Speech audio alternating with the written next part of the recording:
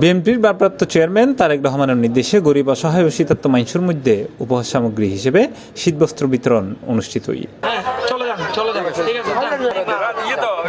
বাংলাদেশ জাতীয়তাবাদী দল ও অঙ্গ সংগঠন রৌফাবাদ কলোনি 7 নম্বর পশ্চিম 16 ওয়ার্ড ৫ থানার উদ্যোগে এই শীতবস্ত্র কিন বিতরণ করা হয়েছে। প্রধান অতিথি হিসেবে উপস্থিত আছেন চট্টগ্রাম মহানগর বিএনপির যুগ্ম আহ্বায়ক কাজী বেলাল উদ্দিন। আমাদের নেতা জনাব তারেক রহমানের নির্দেশে সারা বাংলাদেশের বিএনপি নেতা কর্মীরা বন্যার্ত মানুষের পাশে ত্রাণ নিয়ে আমরা দাঁড়িয়েছিলাম।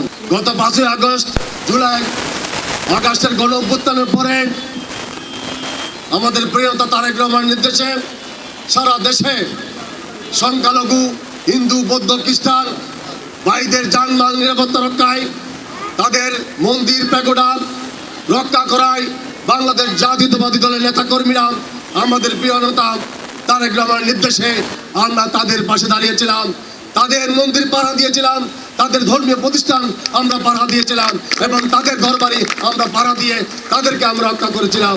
আজকে সারা বাংলাদেশে এই প্রচন্ড শীতে সারা বাংলাদেশের মানুষ অসহায় সেই শীতে কষ্ট পাচ্ছেন।